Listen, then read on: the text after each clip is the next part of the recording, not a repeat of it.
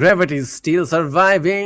জোনের দিকে মন নিচ্ছে ফুল টিম। অমরকে দেখতে পাচ্ছিলাম জোনের বাইরে থেকে ভিতরে ঢুকার প্রচেষ্টা করছে ও। সামনে রয়েছে ফগের ফুল স্কোয়াড এবং সেইখানে একটা সংঘর্ষে লিপ্ত হতে যাচ্ছে দুইটা টিমই। অ্যাডভান্টেজ কোন টিমের বলা মুশকিল। দুই টিমই সারপ্রাইজিং ভাবেই অ্যাটাক করতে চাইবে এক অপোনেন্টকে। কোনো পজিশন দেখার চান্সই নেই দুই টিমের জন্য। এখন হয়তো ফার্স্ট টার্গেট করতে সমর্থ হয়েছে। প্লেয়ারগুলো কোথায় রয়েছে বুঝতে পেরেছে। তার আগে একটু একটা চান্স ছিল না। অমরকে লুফে নেওয়া হয়েছে, কনফার্ম করা হয়নি। অপর প্রান্তে কিং এবং ফার্স্টের হেলথের অবস্থা বেশি ভালো না। কিংকে দেখতে পাচ্ছি মস্ক একটা ইউজ করেছে ও। রোটেশন নিতে চাইবে এক জায়গায়, ভিন্ন পথের লঞ্চারের কালেক্ট করে ফেলা উচিত। হয়তোবা নেক্সট একটু মুভমেন্ট পরেই তাদের লঞ্চারের অনেক বেশি প্রয়োজন পড়তে পারে। একেবারে বাট এই মুহূর্তে নো গ্র্যাভিটি তারা এবার ফাইন্ড অফ গোল্ডের এগেইনস্টে ব্যাটল ইনিশিয়েট করেছে। অ্যাডি, রাকিব, কিরা তিনজনকে দেখতে পাচ্ছি। ফারদিন একা থাকবে। ফারদিন ভেন্ডিং মেশিনে গিয়েছে, নিজের কাজের কাজটা করেছে কমপ্লিট। ফারদিনের counter, king is taken down. কিরা সাইড থেকে সেই স্নাইপার শটে নক হয়েছে। ফারদিন এখনো পর্যন্ত একা লড়াই করে যাবে, একটা নক বের করতে পেরেছে বাট পরবর্তীতে আর দাঁড়িয়ে থাকতে পারেনি। কিং, ফারদিন দুজনে কিন্তু এই মুহূর্তে ফিনিশ হয়ে যাবে। ওমরের সাইড থেকে কাউন্টার অ্যাটাক। শারিন এই মুহূর্তে লাইভ কোড দিয়ে একটা ভালো ড্যামেজ দেওয়ার চেষ্টা করবে। ব্যাক টু ব্যাক ট্র্যাপটে থ্রি দেম, ওয়ালগুলোকে ডিস্ট্রয় করা হচ্ছে এন্ড প্লাজমা দিয়ে ড্যামেজ ডিল করার চেষ্টা করছে। ক্লোজ রেঞ্জ এই মুহূর্তে শারিনকে দেখতে পারবো আমরা। ওমর বি কেয়ারফুল, একটা শটে কিন্তু এই মুহূর্তে ওমর নক হয়ে যেতে পারে। ম্যাক 10 এর এগেইনস্টে এই মুহূর্তে রয়েছে M590, একটা পিওর 1v1 ব্যাটল। দুটি প্লেয়ার সর্বোচ্চটুকু চেষ্টা করবে যেন এই সিঙ্গেল এলিমিনেশনটা লুফে নেওয়া যায়। কেউই কাউকে বিন্দু পরিমাণে সুযোগ দিচ্ছে না। Perfect rulers, viper X trio, TGC and savage protocol, এই চারটি দল সর্বপ্রথমেই কিন্তু হয়েছে ওয়াইপ আউট। শারিন এন্ড ওমরের এই লড়াই আমার কেন জানি মনে হচ্ছে আরো লম্বা সময় যাবত চলমান থাকবে।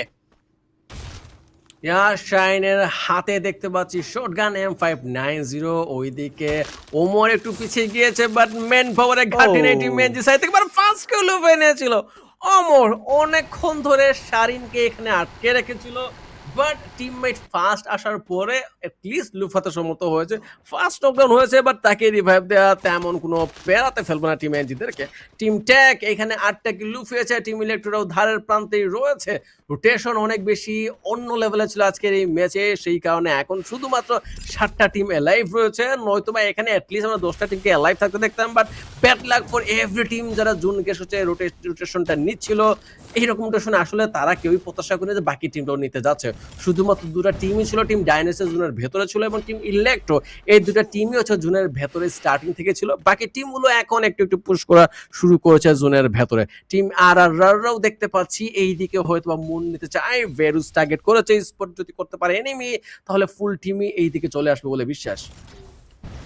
What a grenade! শাফিন কিছুটা ড্যামেজ তো সেখানে রিসিভ করেছে বাট টাইটান স্পোর্টস ক্লাবের এগেইনস্টে এই ব্যাটলটা উইন করা কি আদৌ পসিবল কিনা? ফ্লিকার ওপেনিং ফিনিশটা কিন্তু সেখানে বের করে দিয়েছে। অ্যানাদার নক, হ্যারিকে হয়তোবা সেখানে নক করতে পারে বাট ফার্স্ট শট কানেক্ট হওয়ার পরে সেকেন্ড শট কানেক্ট করা এখনো পর্যন্ত পসিবল হয়নি। নেজাদকে কল করা হয়েছে হ্যারিকে পিক করার জন্য।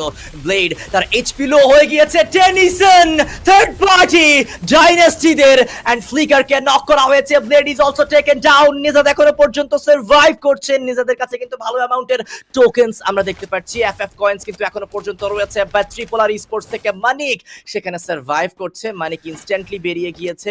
ব্লেডকে রিকল দেওয়া হয়েছে, ফ্লিকারকেও রিকল দেওয়া হয়ে যাবে কারণ প্রায় হিউজ অ্যামাউন্টের এফএফ কয়েন্স কিন্তু নিজেদের কাছে ছিল। বাট ব্রাজিলিয়ার এই ব্যাটেলের সেন্টার পয়েন্টে যদি মাল্টিপল টিমের মাঝখানে আপনি পড়ে যান সেখান থেকে বের হওয়াটা কিন্তু অনেক বেশি টাফ। দেখুন মানিক আরো একবার ব্লেডকে নক করেছে। বিরাজ ফ্লিকারকে নক করবে Titan sports club. Back to back যেন সেই বিপদের মুখ থেকে বের হতেই পারছে না এই দল। টিম ট্রিপলাররা ওই পাশে 8টা কিল লুফিয়েছে। বাকি মেম্বাররাও এখন হয়তো একত্রিত হতে যাচ্ছে। একটু অগুছালো পর্যায়ে অবস্থান করছে প্রত্যেকটা প্লেয়ার। এনআরএক্স জোড হোকায়ের মতো এনিমি স্পট করার প্রচেষ্টা। ওই প্রান্তে বেরু ছিল যে কিনা মুভ করে ফেলেছে, টিমমেটের সাথে জয়েন করেছে একটু ডাউন সাইড গেছে। টিম ডাইনেস্টি এই ম্যাচে কিল লুফ হয়নি এই টিম, এবং এই টিম একটা স্ট্র্যাটেজি একটু সুযোগ সন্ধানী টাইপ এবং সেটা আমরা দেখতে পাচ্ছি। পজিশন ভালোই লুফে নিয়েছে ওরা, এখন কিল লুফানোর সুযোগ তাদের। টিম আর প্রত্যেকটা মেম্বার এইদিকে পুশ করছে, মানে কি লুফে নেওয়া হচ্ছে এবং হয়ে যাবে বোধ হয়। এনআরএক্স টার্গেট করেছিল, কানেক্ট হয়নি কোনো কিলি বা কোনো শটই। ভেরুস ওপর প্রান্ত থেকে চার্জ করতে চাইবে এবার নিজের টিমমেটকে সেভ করতে চাইবে। কতটা সেভ করা পসিবল সেটা শুধুমাত্র বেরুসি বলতে পারবে। একেবারে ত্রিপুরার স্পোর্টস এখনো পর্যন্ত কিন্তু সেই সেম প্লেস তারা কিন্তু মেইনটেইন করছে, বাট রাইহান একেবারে একা একা হয়ে গিয়েছে। সেখানে ডার্ক ভোর্টেক্স এর প্লেয়ারদেরকেও কিন্তু আমরা লক্ষ্য করতে পারছি। শিহানকেও করা হয়েছে নক, বুলেটের সাইড থেকে ছিল কাউন্টার কিল, গুলো কনফার্ম করে ফেলা হবে। বাট এই মুহূর্তে ডাইনাস্টি তাদের এগেইনস্টে আমরা টাইটান স্পোর্টস ক্লাবকে দেখবো। ইনসেইন 1-1 তার ক্লোজে player Manik is also taken down. Last man standing from the side of ত্রিপুরার স্পোর্টস। ব্লেড, কুটুস, নিজাদ, ফ্লিকার চারজন এইবার সম্পূর্ণরূপে লাইভ। তাদের পেছনে রয়েছে ডাইনাস্টি এবং সামনাসামনি সেখানে আমরা নো গ্র্যাভিটিদেরকে দেখতে পারবো। ব্লেড আরো একবার কিন্তু সেখানে ড্যামেজের শিকার হয়েছে, কর্ড দিয়ে অনবরত ড্যামেজ ডিল করে যাচ্ছে। নিজাদকে করা হবে নক, ফারদিনের কাউন্টার। এই সিচুয়েশনে যদি বারংবার নক হতে থাকে তাহলে কিন্তু এখান থেকে বিপদের পরিমাণ বেড়ে যাবে। টেনিসন ধীরে ধীরে কিন্তু একটা স্কোপ সেখানে রেডি করছে ভালো কিছু আক্রমণ করার জন্য। ব্লেড, নিজাদ একই সাইডে করেছে কাউন্টার, করা হবে নক, কিলগুলো কনফার্ম করা হয়েছে। ডাইনাস্টি ইনস্ট্যান্টলি চোখের পলকে তিনটি প্লেয়ার তারা হারিয়ে ফেলেছে। And Alex George the last man standing from the side of team dynasty. Position better ছিল ডাইনাস্টিদের আরডিএস এই জায়গাতে, বা তারা সেটা হোল্ড করতে পারেনি বেশি সময়। টিম টাইটানদের একটা অ্যাটাক তারা নিমিশেই গায়েব হয়ে গিয়েছে। টিম এনজিরাও ধারের কাছে রয়েছে। ওমর দেখতে পাচ্ছেন নিজেকে হিল করছে, জোনের বাইরে থেকেই ভেতরে ঢোকা উচিত, বাট রিস্কি সিচুয়েশন। 5টা টিম স্টিল এলাইভ এবং বাকি টিমগুলো পজিশন ধরে ফেলেছে এই জায়গাতে। এনজিরা জোনের ভেতরে ঢুকতে পারেনি, এলিমিনেট হয়ে গিয়েছে ফুল টিম। ফোগ্রাও হয়তো পুশ করতে চায়, বাট তাদের হাতে একটু সময় রয়েছে এদেরকে গুছানোর। এখনই তাদেরকে সামনের দিকে পুশ করা লাগবে না, জোনের কাভার যেহেতু রয়েছে তাদের হাতে। টিম ডিভিএক্সও still alive, team tech titan still alive, folk still alive. তিনটা টিমের মধ্যে লড়াই, সেখানে পজিশন ফোকদের সবচেয়ে বেটার।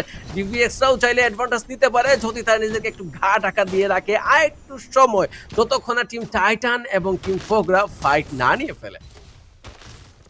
গ্রেনেড দুটো কিন্তু থ্রো করা হয়েছে, বাট সেগুলো এখনো পর্যন্ত তেমন ভাবে কানেক্ট হতে কিন্তু আমরা দেখতে পাইনি, যেহেতু ঢালু একটা পজিশনে দেখতে পাচ্ছি আমরা। এই ফাইটটা কিন্তু এখনো পর্যন্ত চলমান। ফাইন্ড অফ গোল তারা আপার গ্রাউন্ডে থাকা অ্যাডভান্টেজ পাবে, বাট ফ্ল্যাশ তাকে হয়তোবা খুব দ্রুতই আমরা নক হতে দেখতে পারবো। ফ্লিকার রাকিবকে করেছে নক, ব্লেডকে নক করবে, কুতুশ ইজ টেকেন ডাউন। এন্ড এরই মাধ্যমে ফ্লিকার একমাত্র প্লেয়ার কিন্তু সেখানে সার্ভাইভ করবে। নিজাদ, কুতুশ, ব্লেড তিনজনকে ফিনিশ করে ফেলা হয়েছে। মর্সের ব্যবহার দেখতে পারবো আমরা। কেউ নক করা হবে। বুলেট একমাত্র প্লেয়ার লাইভ।